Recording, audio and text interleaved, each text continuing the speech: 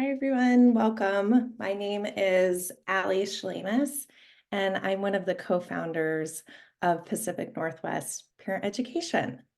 We are here today to talk to Janell Burley Hofmann about how to raise healthy families in tech. So this is an important topic. You're in the right place. This organization was started about 7 years ago by some Seattle parents, including myself, who were kind of leaving the preschool co-op world and really missing that piece of parent education, of getting advice on how to raise our kids, and the issues our kids were starting to enter into were becoming more and more serious. So we wanted to provide free parent education for our community, and we've been able to do it. And a lot of it is thanks to many of you on this call through your donations of time or talent or money. We've been able to do it. So thank you to everybody for making this happen. Before we get started, I did want to cover, look in the chat for more information. We'll be meeting together next week to keep the conversation going about this. We have giveaways happening as well. But mainly the biggest question we get is this going to be recorded? I want to share this with somebody I'm co-parenting with, or I just want to engage and listen. And, am I supposed to be writing everything down? No, enjoy it. There's going to be the recording sent out. There's going to be some great resources from Janell.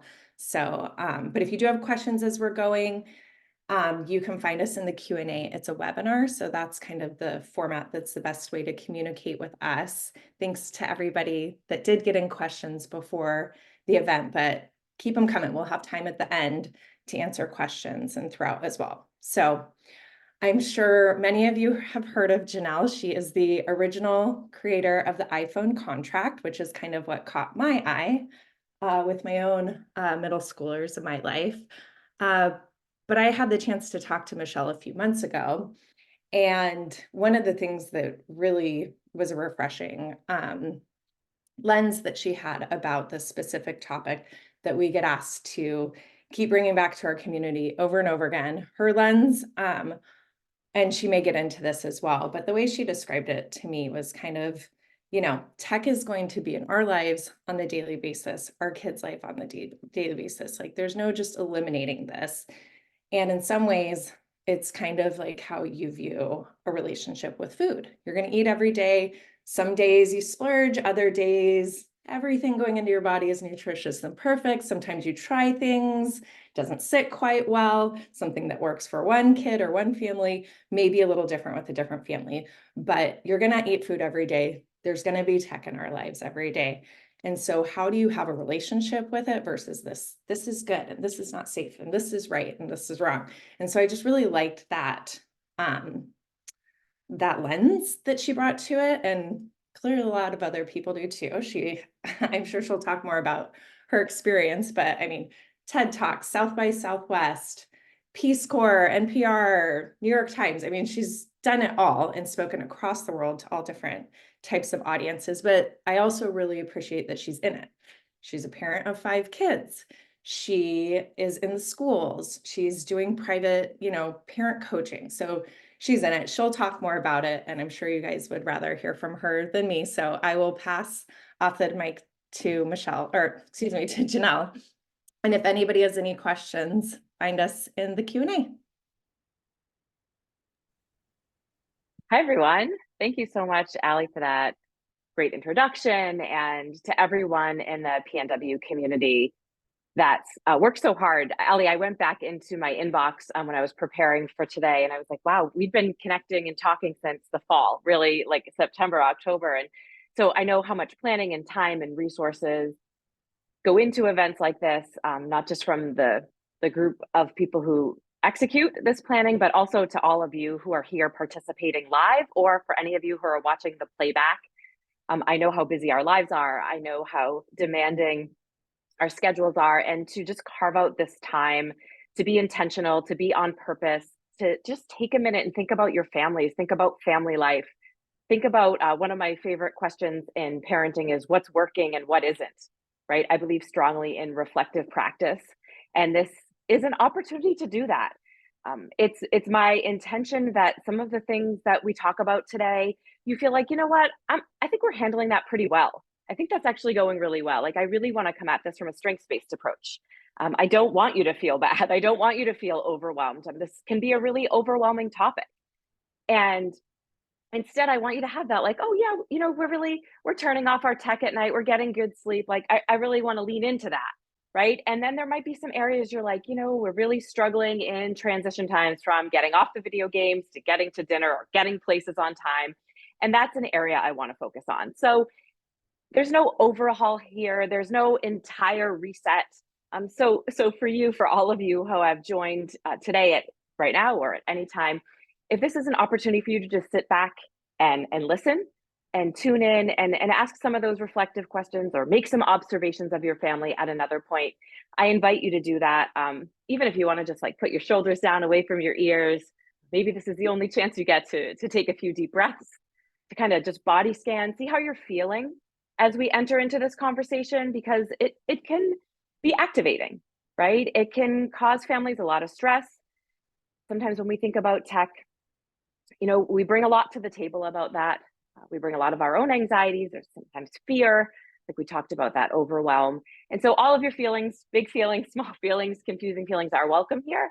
But just kind of check in with those and like, what are you bringing to this moment? And for anyone watching the playback, feel free to pause, feel free to rewind. Again, I could stay with all of you for a whole week and we still wouldn't get to all that tech and parenting and the digital world has. So just know that it's okay. This could be the beginning, or this could be a stop on the road of digital parenting. As much as we want to perfect parenting, it just simply doesn't exist, right? So one of my favorite resources that I'll share later, they have the Family Online Safety Institute. They have a component of their website called Good Digital Parenting, right? And notice it's not called Perfect Digital Parenting. And so we show up, we do the best we can, we try to get some new skills, we walk away with a few tools, we ask some questions, and we're showing up for our families. And I think that's the most important part.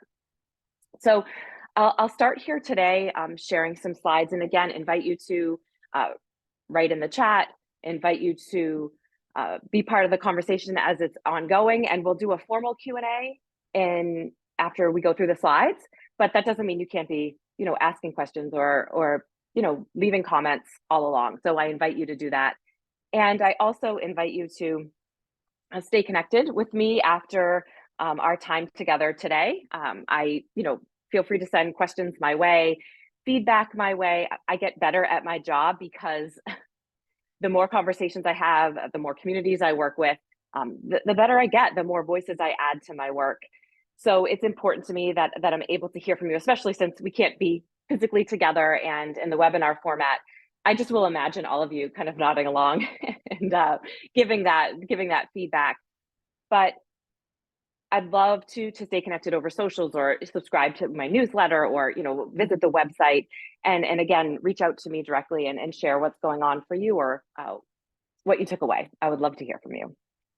So raising tech healthy families together, we'll just start by saying that we need each other, right? It's really important that we do come in community around this topic. And I really liked what Ali said at the beginning of, when we have very young children, it's very normal and natural to talk about a lot of aspects of parenting, right? We're talking about, did they sleep through the night?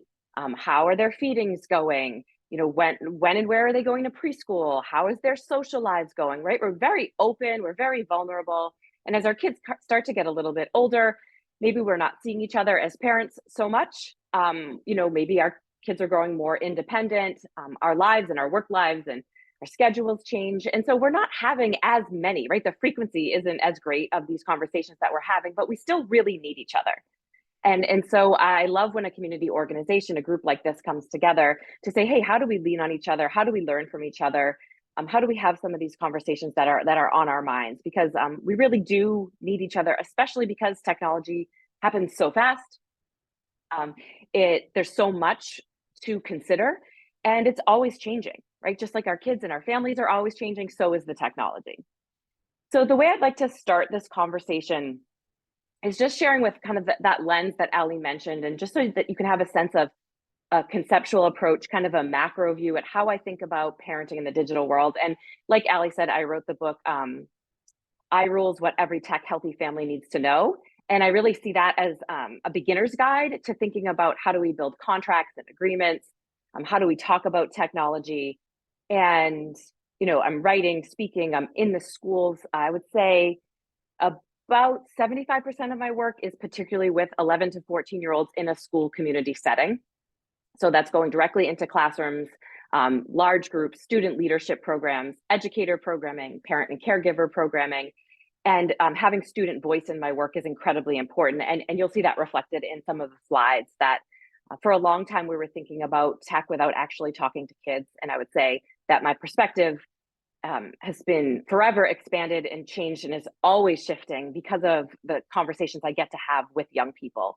So I think that's a really important component of my work. And that 11 to 14-year-old range, some of you might be sitting here saying, geez, I have a little one, or we're kind of past that. And all of this can be scaffolded.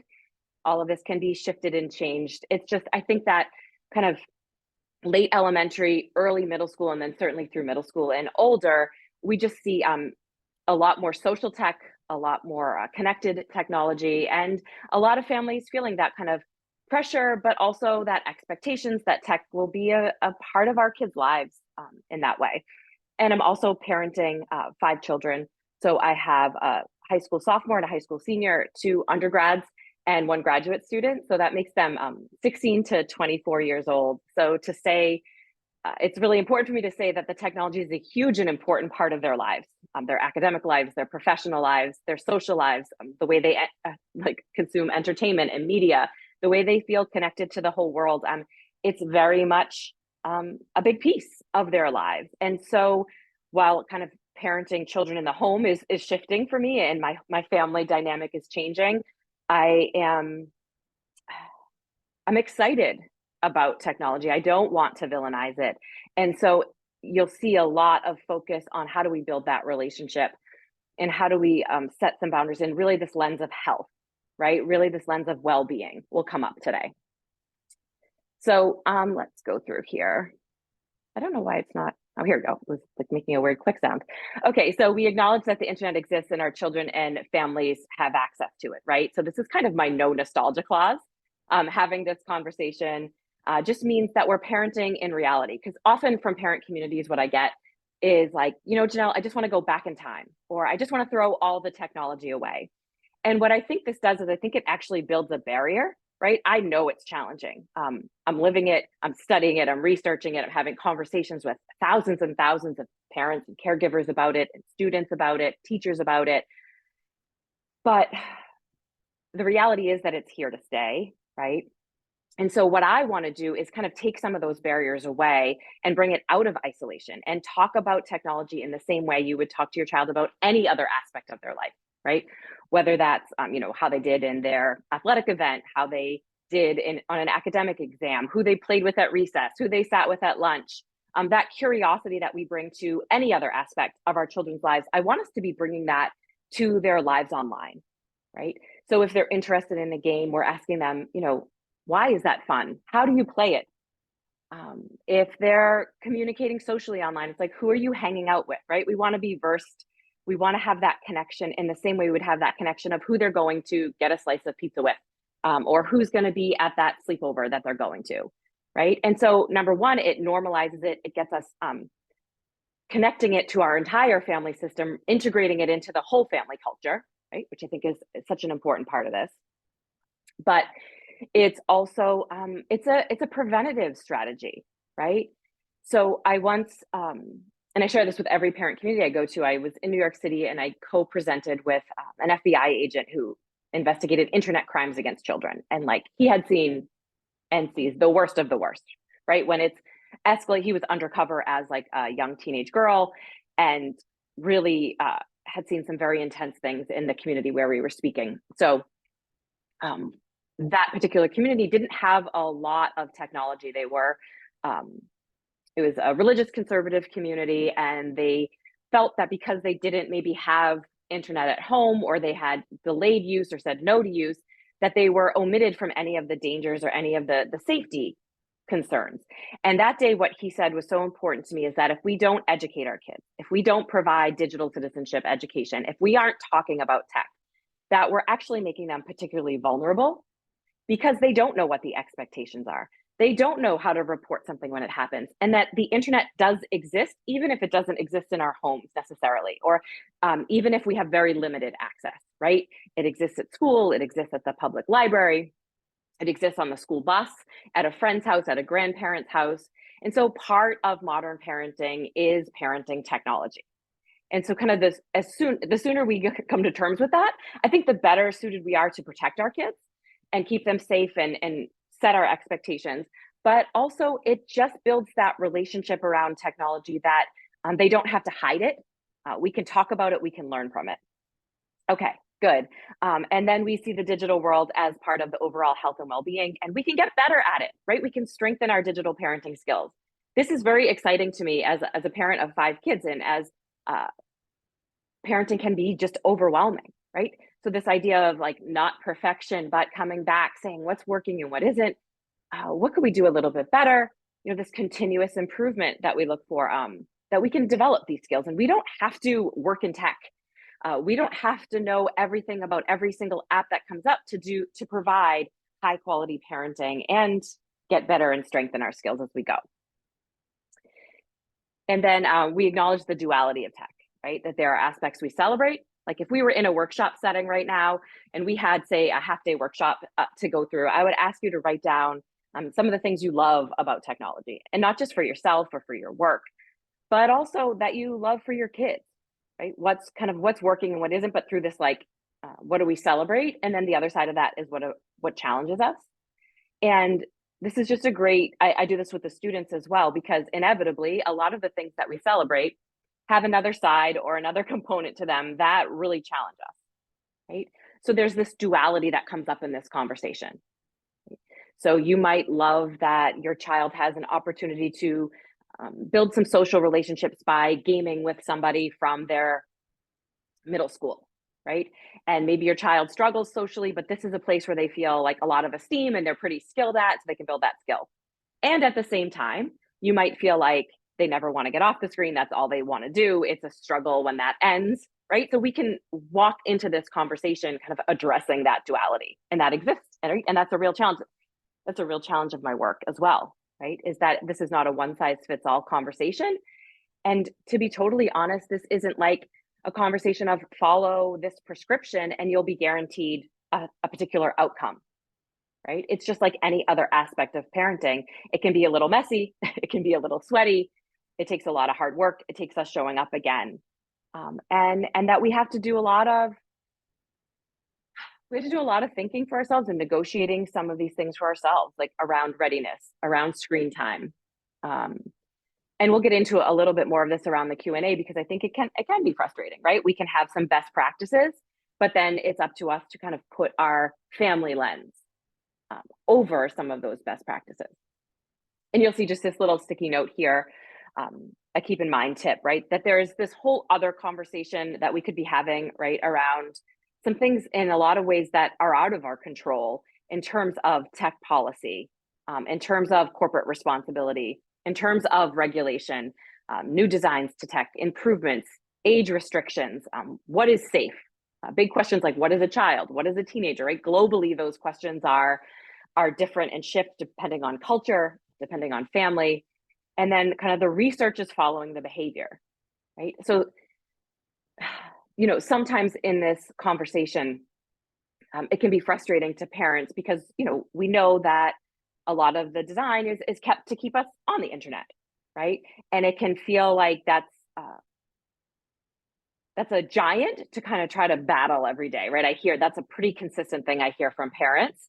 And so what I like to do in my work is kind of de-escalate that overwhelm, because that's real and that exists. And also kind of boil it down of like, what can I control? What do I want to see in my family? How do we talk about this?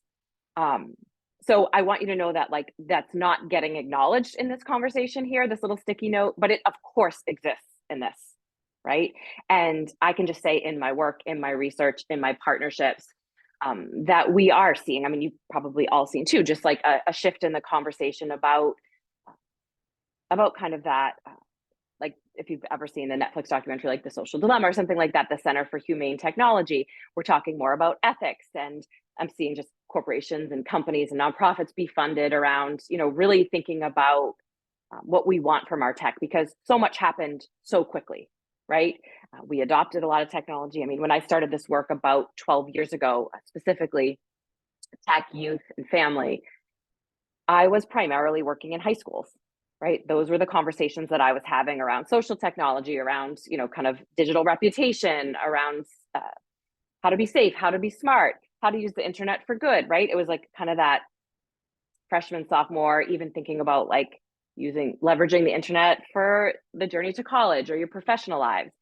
But now, like I said, it's middle school and younger. And like just last week, I was in talking to a bunch of 8-year-olds about how we can be safe online, so that we can have their access. So this has happened to us pretty quick. When my son, who's now a grad student, was in middle school, it wasn't one-to-one, right? So that's something that shifted, that schools have seen the value of the internet or adopted technology because they either felt ready to or they felt pressure to. So there's all of these challenges that show up. But I just want you to know that this kind of other side of the conversation exists. And for here, it's just like, what do we need and what can we do? Okay, I like to think of this conversation through the whole child. So it's not just a one size fits all, like I said, but we're also looking at their health. So scrolling out to the child's academic health, scrolling out to their social and emotional well-being, thinking about how they contribute to the family system. Are they doing what we've asked of them? Are they getting their physical health, right? Are they getting sleep? Are they getting exercise or playtime, depending on age and stage? Like, are they having opportunities to have a caring adult kind of look into their eyes and say, what was it like to be you today? Right? So when we think of what is right to do, I really like to come back and have each of you kind of evaluate each child, evaluate your family system in a way that kind of answers this question.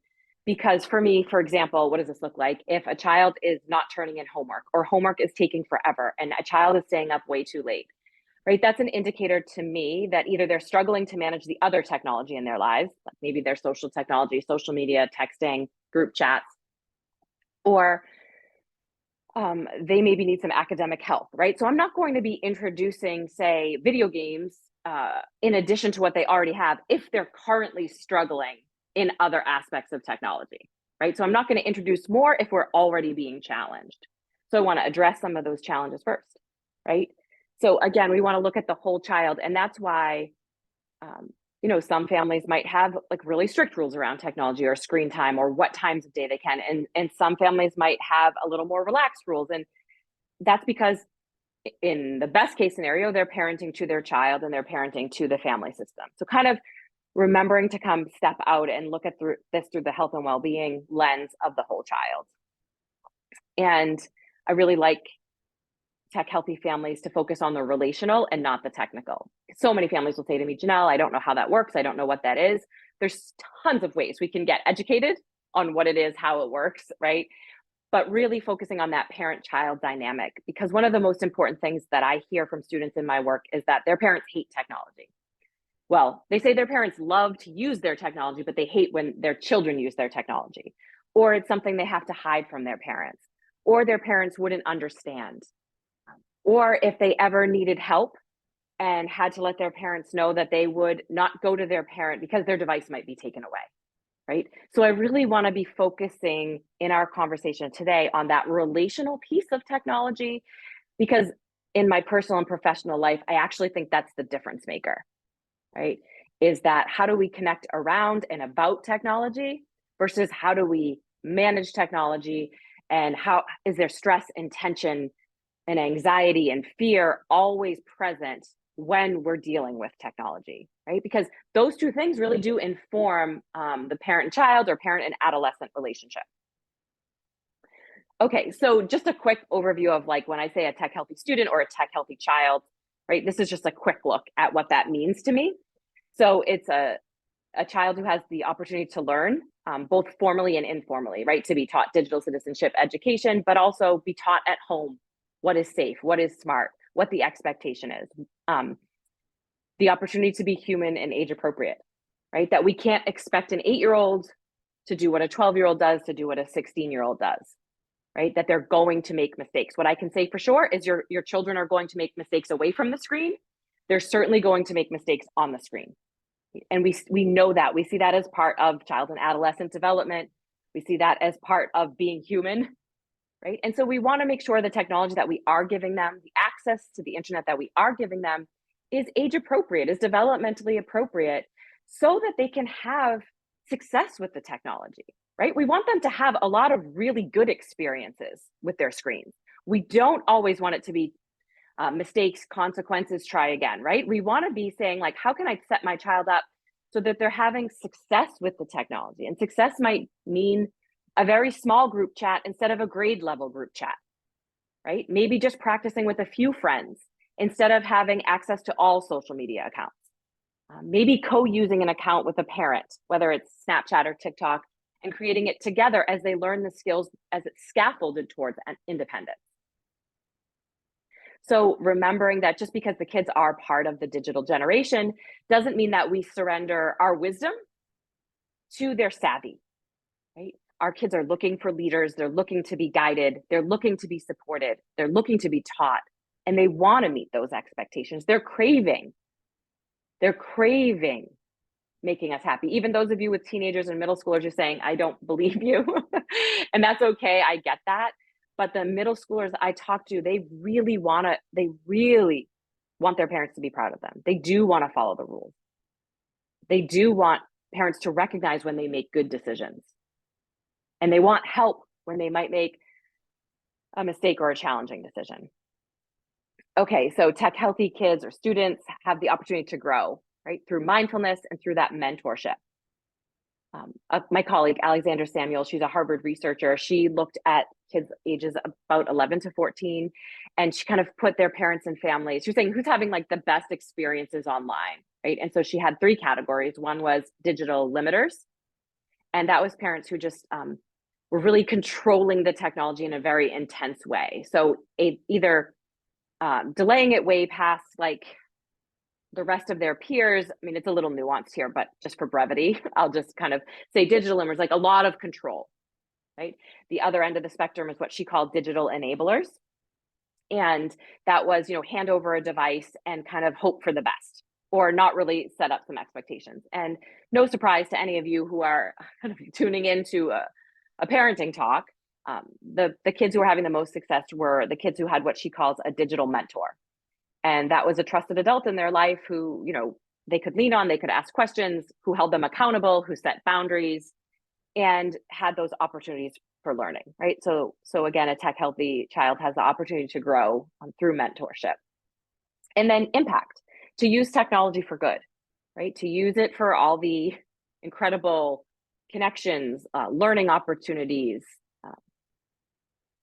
limitless, right? I mean, some of these solutions some of these challenges that we talked about early on, like our children, our teenagers, we're the ones to come up with those solutions, right? So to show that character, to show that leadership online, to show their skills, both like digital and actual, but also like social, emotional, and impacting their communities, impacting their school, impacting their friend groups, really celebrating those positive things. Okay, so in today's conversation, I'll just break this down into what I think a tech healthy family is. And there's 3 components, which is foundation, engagement, and tools. And so we'll go through these. Like foundation to me has nothing to do, I could be giving a talk today on nothing to do with technology, right? And we would kind of start with the foundation, start with the beginning. So those of you who have very young children, this is a great time to start, or maybe your children are just starting to use some technology. Or maybe you have middle schoolers who are just starting to use some social tech. Maybe you have teenagers where tech is a big part of their lives, right? But we want to be thinking about this value-based conversation, right? What guides your family? What feels important to your family? Whether it's a family mission statement or kind of value components, kind of really going through this exercise with your kids, with the people helping you raise your kids, whether that's caregivers, a co-parent, a step-parent, parenting in multiple homes, right? What's guiding the kind of family system away from the screens? And then how do we apply that to the screen? So this is just a great exercise to take away, right? Is building this and then talking about it. It becomes this kind of touch point, this cornerstone. When a child makes mistakes, like, how does this align, if a child's unkind to someone in a group chat? How does this align with our agreement and our values that we want to treat everyone really well, right? We want to practice kindness. We want to practice empathy, right? So we can kind of use this as a teachable moment. Boundaries, right? So how do we set boundaries? What do we want to protect? Some examples of this could be we want to protect sleep, right? We want to have that end of the day every day from our technology because we know how important it is for the developing brain to get the rest that it needs. So we're going to have a tech curfew. We'll talk a little more about that in a few slides, but boundaries could be where we use it, right? So maybe during meals, we aren't using our screen. So, because that might be the only time that we have an opportunity to connect with each other. Or if we're picking up a child from an activity and we just want to check in with them, maybe we have some boundaries around that. Maybe we have boundaries about what websites we can visit or how long we can spend online. But boundaries make a child feel safe, right? Boundaries set an expectation. And all of our kids, they like that feel. When I ask students, like, oh, tell me some tech rules you have at home, they're so proud to share that they have boundaries. That doesn't mean that they always like it, right? It's their job to kind of push back on those boundaries, and it's our job to hold those boundaries. But they are proud to share when someone is saying, oh, somebody collects a device at night, or I have a parent filter on my phone, or I can only play video games at certain times of the day, or after I do certain things that I need to get done for my family, right? They love to share these things because it makes them feel safe. And we know that too, right? Boundaries and expectations make us feel safe.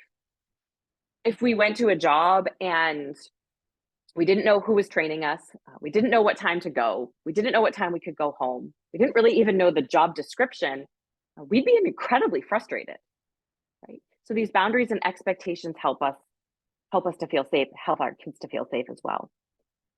To me, process means practice, right? So lots of opportunities to develop these skills. Again, just because they're part of the digital generation doesn't mean they have all these skills.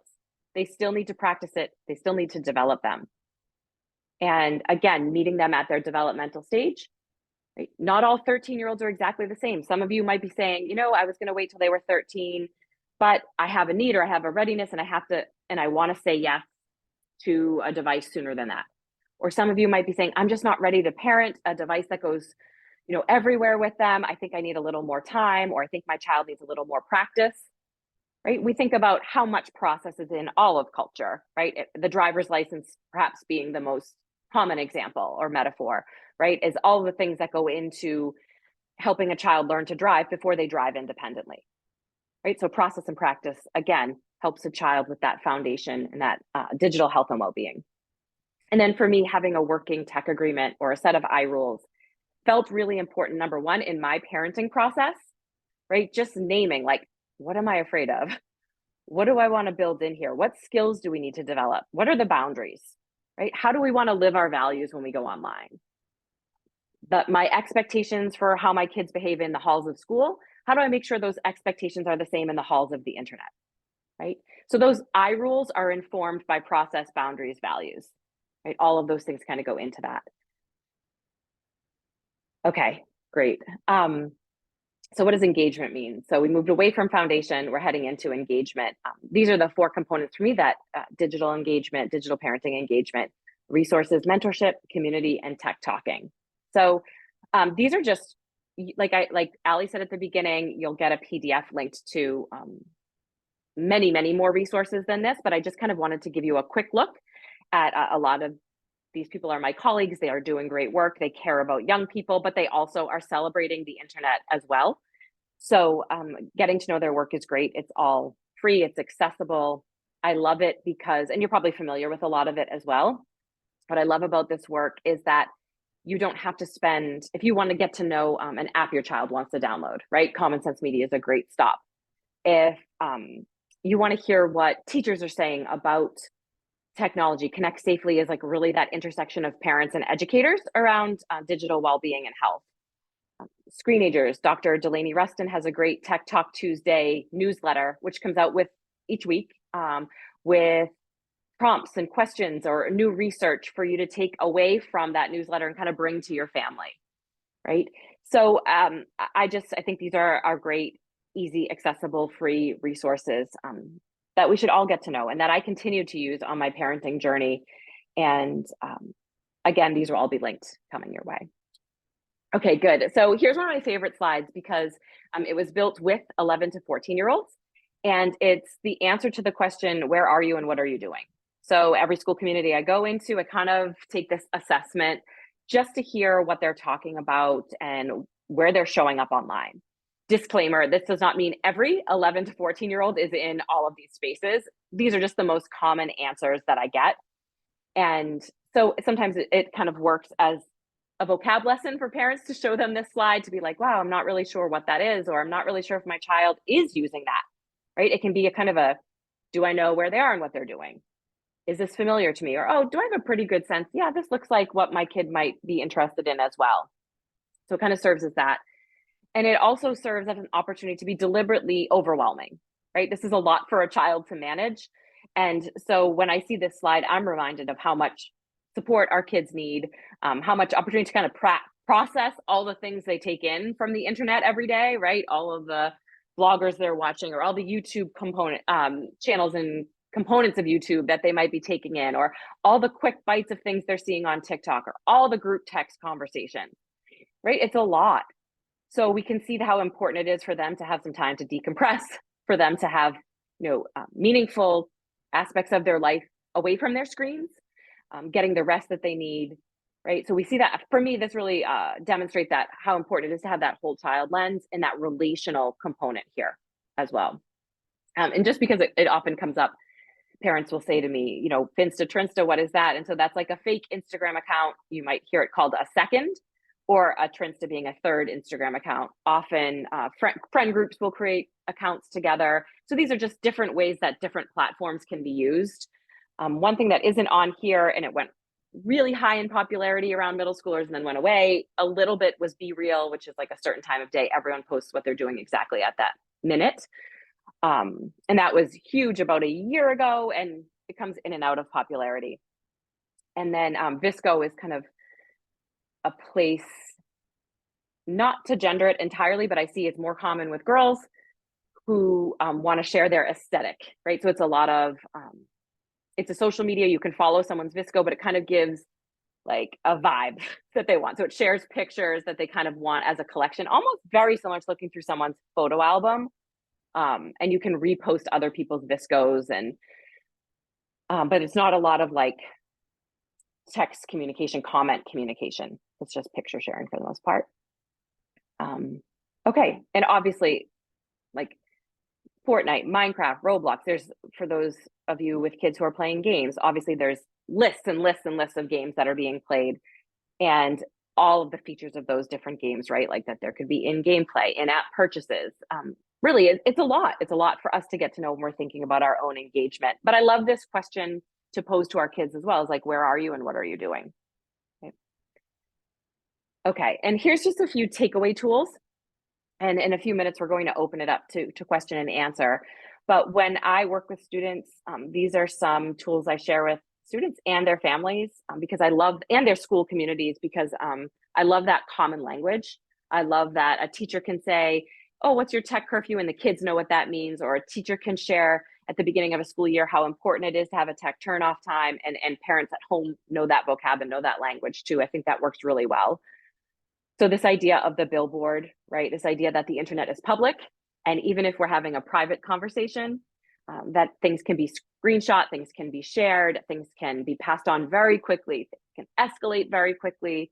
So kind of imagining it on a billboard before we hit post, share, repost, that we're thinking, how would I feel if this was outside of my school? How would I feel if a lot of people I trust and respect saw that I said this, saw that I shared this? I like the billboard because it's essentially mindfulness. It's essentially just kind of disrupting that urge to post and saying, wait, can I take a step for a minute and kind of just say, how would I feel about that, right? Just that disruption alone is incredibly important, especially to the adolescent brain, right? Just getting them to slow down and kind of disrupt that.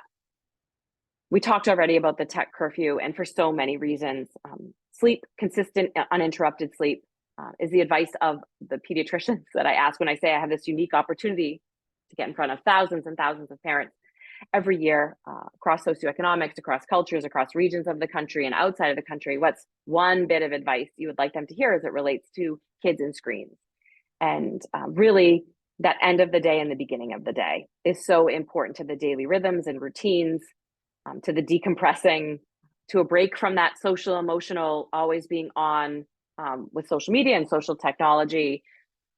I have a colleague, David Ryan Polgar, and he says, like, the internet never ends, right? There's always another thing to see. And for us too, right? That's a great family challenge, or a great bit of family culture to take on, is kind of this tech curfew and having an end of the day for all of us. Because we all know there's one more email to check, there's one more group combo to be a part of. And just having that time to begin a day and end a day is incredibly good for our physical health and also our emotional health. The pause button, again, big part of my work with middle school and older elementary kids is helping them to regulate with so much that happens online.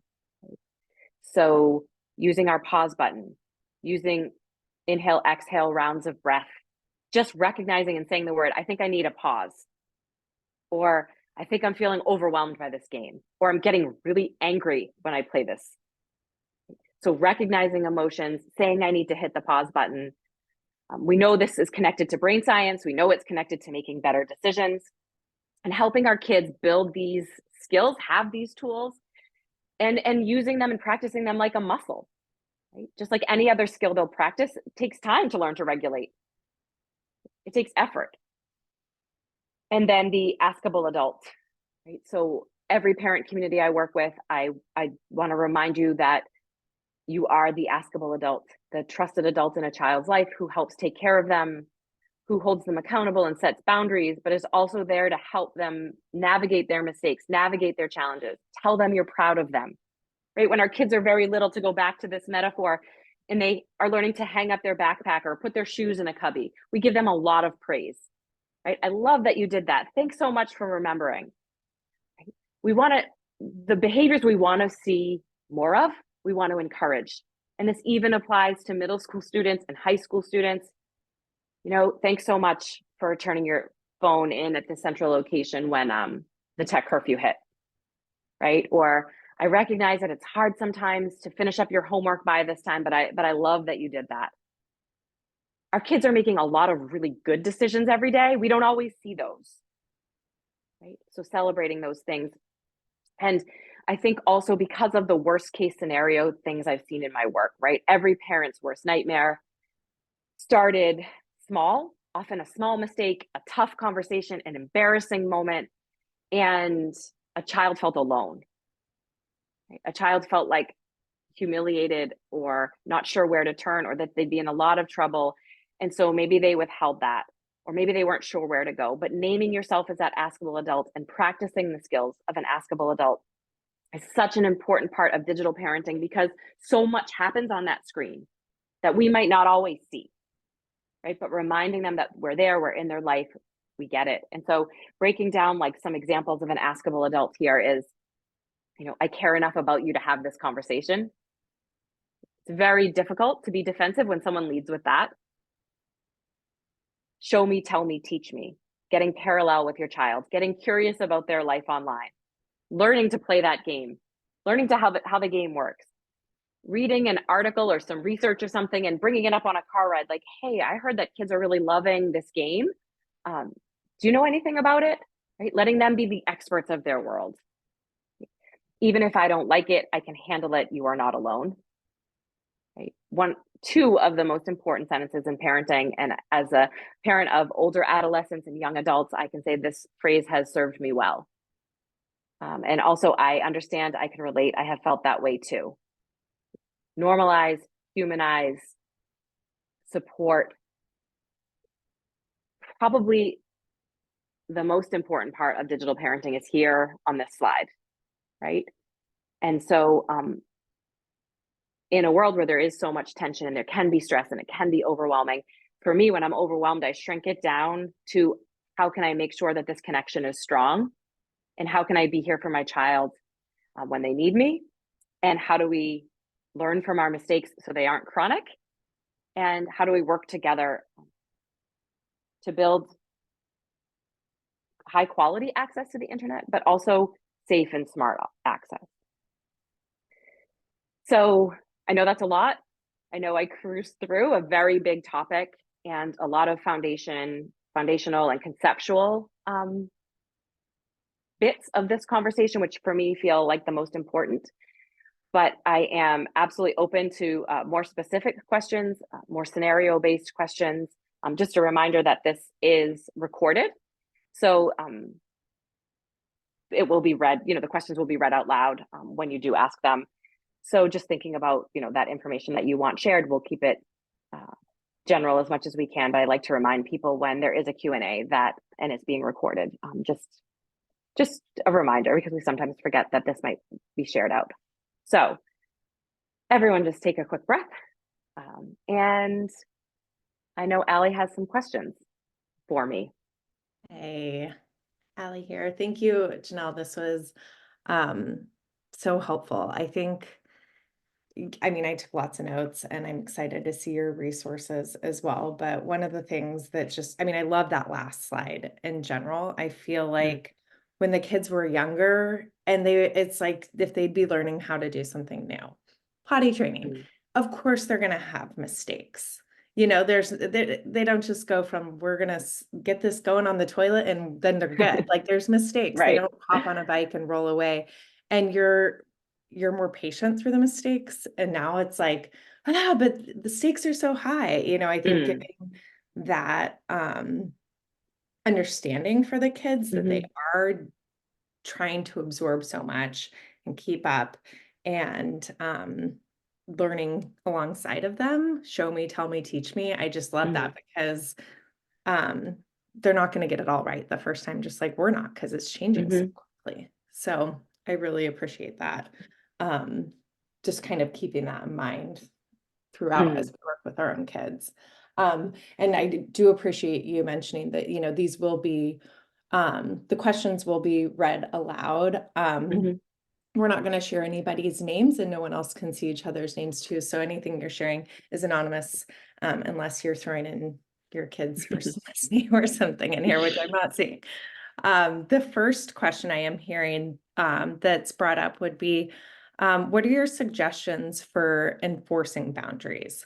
So this came up today in a specific question on the Q&A and I think also before, but so this, let's see.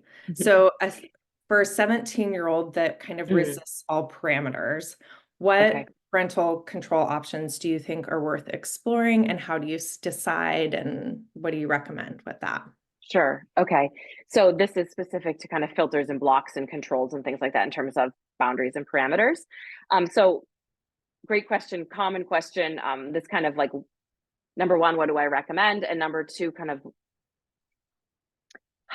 it's a conversation and a point that I just want to make, which is setting up parental controls is incredibly private because it's a privacy conversation, right? So it can bring up a lot of different feelings. And I've been in rooms where people have a wide spectrum of feelings around parental controls, filters, blocks, GPS tracking. There's things out there. You can see every step your child takes. You can see every keystroke they hit.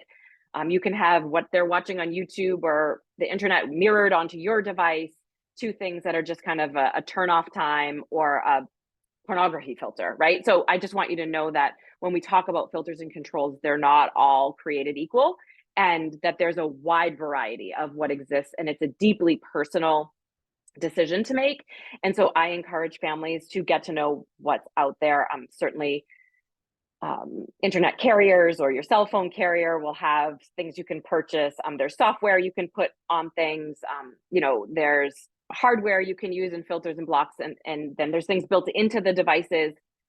I don't think that there's like everyone must have, right? Because I think that some kids are getting around them. They find, even teenagers I work with will tell me like they're putting parental controls on their phones so they can get their homework done, right? Or they're deleting their social media during midterms and finals in college because they're like, I know it's just going to eat away at my time. So it's interesting. This conversation is like some kids are craving it and doing it for themselves. So, of course, without knowing the whole situation and a 17-year-old likely getting ready to move into young adulthood, whatever that means for them.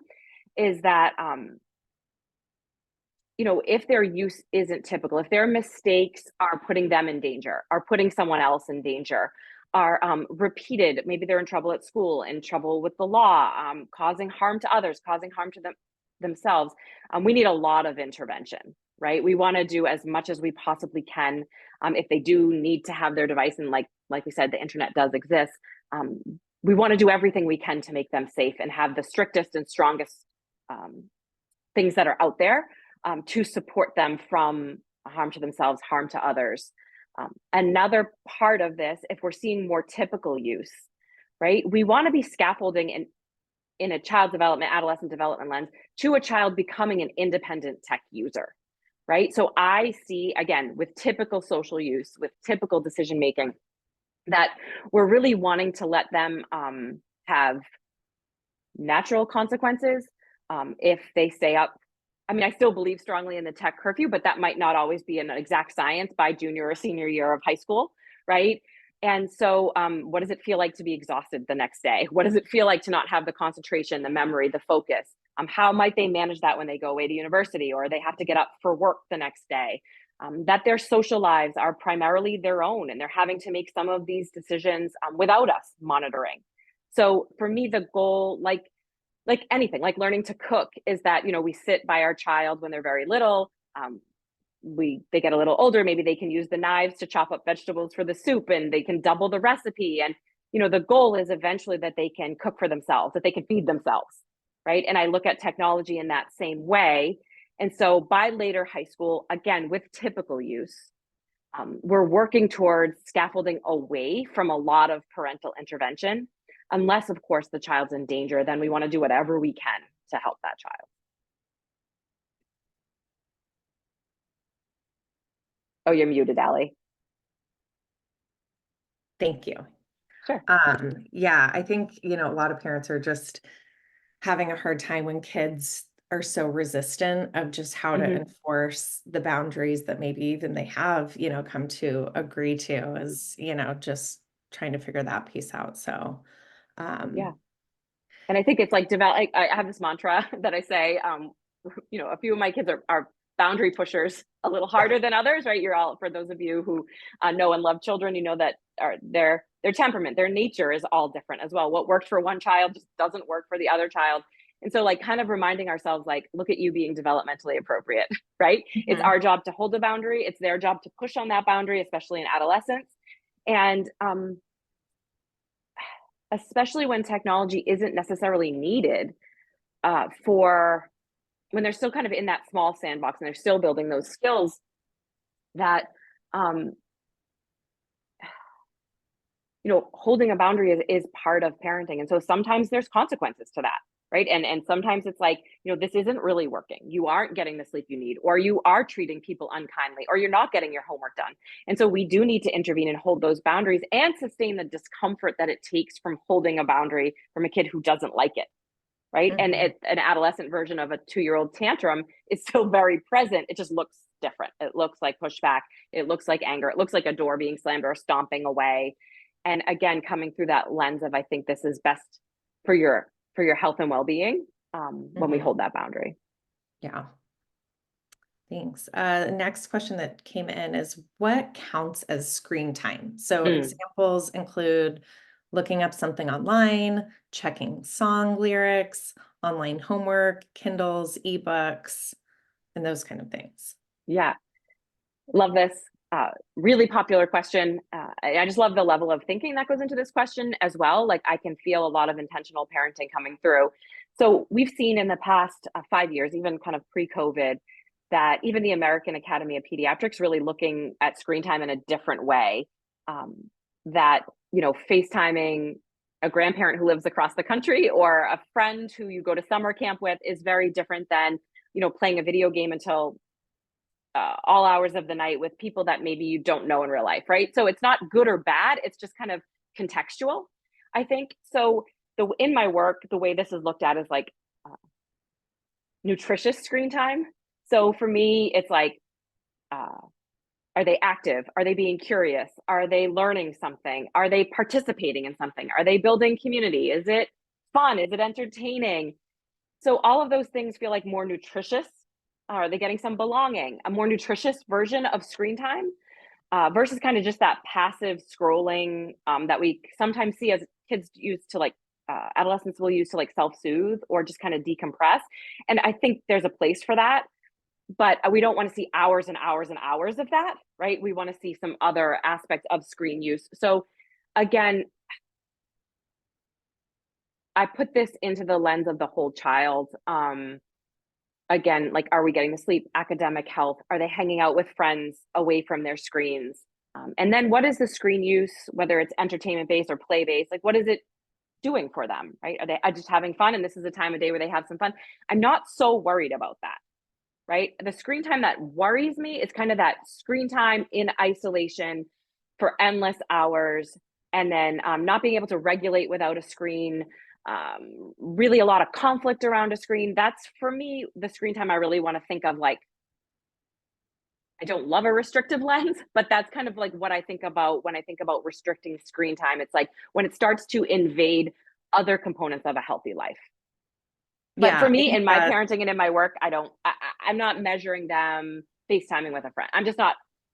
My kids are older now, but even when they were in middle school, it's like there's a bedtime, there's a meal time, there's a homework time. And if some communicating with a friend happens in that, I'm not measuring that in terms of good or bad screen time. yeah, I think that makes sense. And I think it's kind of what I'm hearing is looking at the big picture, looking at the balance. If your kid has a friend over and they're playing some video games Hmm. or watching a YouTube channel on the big screen, everybody can kind of see what's going on. Yeah. Having that as part of the equation, not a big Yeah. deal. If that's the only way they're interacting with their friends, let's find some other activities to mix in the same way it Yeah. would be for an adult. It's like that and conversation. A big part of screen time to me is that and, right? It's like they're using their screens and they're getting the rest they need and they're getting the playtime they need and they're getting the exercise Yeah. they need. Like um, it's so tricky. And I think this is probably the question that frustrates the people the most in my work Mhm. is just like, can you just tell me, Janelle, like what's a good website? What's a bad website? What's the right amount of time? What's the wrong amount of time? And I just do think it's a very nuanced answer that almost looks different week to week in some families, right? Right. So I know that's not perfect, but I think this is such a great question, and you're probably the person who asked this question is already probably being very nuanced in their parenting as well. Yeah. Yeah, that makes sense. Thanks. One of our final questions here is around how to respond to a child that's lying and kind of being Mm. secretive about their screen and phone use when they're Yeah. not supposed to. Okay. Good. Yeah. Again, without knowing the age of the child, um, sometimes I want to take screens away and be like, okay, if my 12-year-old is lying and sneaking, is that developmentally appropriate behavior? Right? The answer is yes. They're trying to like assert their independence. They might not want their parents to know everything. Social relationships are becoming very primary. And yet, um, we don't want to see a lot of lying and sneaking, right? It's kind of a behavior we want to disrupt. So, a child who is, again, without having all the context in the world, a child who's lying and sneaking isn't feeling safe in whatever is going on, right? Isn't feeling, perhaps is not feeling like a parent would understand. Is perhaps not feeling like they can do what needs to be done, right? And what I mean by that is like a lot of the video games, it's hard to play in 20 minutes, right? A lot of them, you're like building worlds and you're collaborating with other people. And to lose that content can be really frustrating. So it makes sense to me why a child would sometimes sneak that, right? Or to make it to the next level. So I think bringing it out into the open, like really acknowledging that, we've agreed on this game being part of your life during this time, but I know that you're using it more than we agreed on, right? So I want you to have your screen time, right? I want you to have this fun.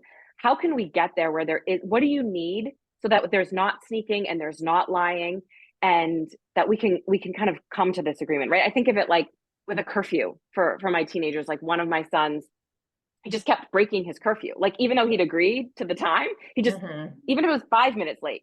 And I was like, okay, what is going on here? It was definitely about asserting some independence. It was definitely about, wanting to be grown up. And then we had this moment. I was like, what do you think is a fair curfew then that we can both agree on? And he said is a time. And then honestly, the very next night comes in at the time I had originally said. right? So it was just a little bit of power struggle, like a little bit of like, what's going on here? So I think sometimes it's developmentally appropriate. Sometimes there might be a bigger need or a bigger conversation to be had. And sometimes it might just be a slight shift in the way that the device or the gaming or the time is being used. And sometimes it could be like, oh, these are the rules we set when they're 12 and now they're 14 and so much is happening on their screens in 8th grade. They might feel like they're going to miss something, and how do I support them through that? Yeah, absolutely. Yeah, and it sounds like, sometimes there's these issues that come up with the kids too, where whether it was screen where they're lying or something else where they're lying, like the underlying issue is the lying, whether whatever it's about, for you is the curfew or, not being on the same page of, some of those things. I know it's already 1 o'clock, and so some people are probably going to be jumping off. I don't know if Janelle, you have time for one other Of course. question. Yeah, of Okay. course.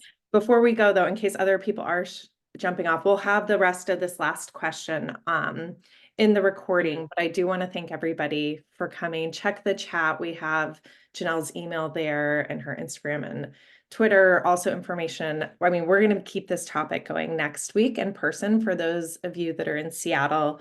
We're meeting up, and as you log out, if you're able to fill out the really quick survey so that we can get feedback on the event and get feedback for future topics.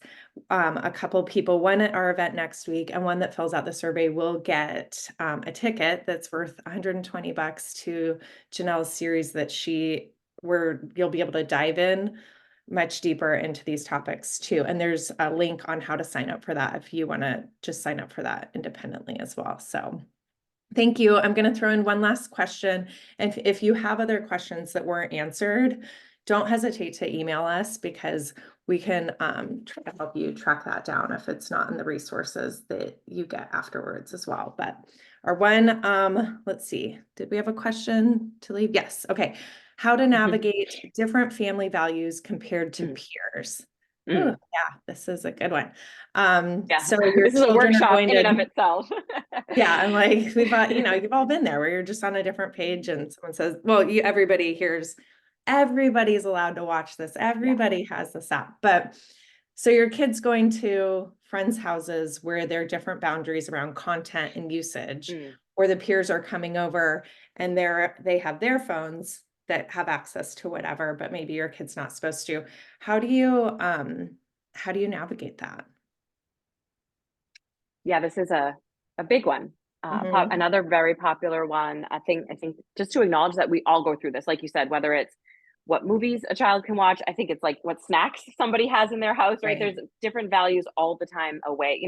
A family might do all sorts of different behaviors and think things are okay. I know, like, certainly my child, who's the youngest of 5, is very different than I was, when my oldest was first going over friends' houses, right? Like, we're always growing and changing. So just acknowledging that, and coming to this conversation with empathy, I think is so important around non-judgment. I've seen this go terribly between families, right? I've seen families come off really judgy, like, well, you let your kid do this or your kid's doing that. So I think a huge bit of just strictly advice is that regardless of what end of the conversation you're on, really trying to suspend that judgment about what's being done in that particular home or with that particular child, because generally it just doesn't land very well, right? So if we can have that relationship where adults are very good at being adults, very good at having empathy for each other, very good at seeing we might be at different ages and stages in our parenting journey,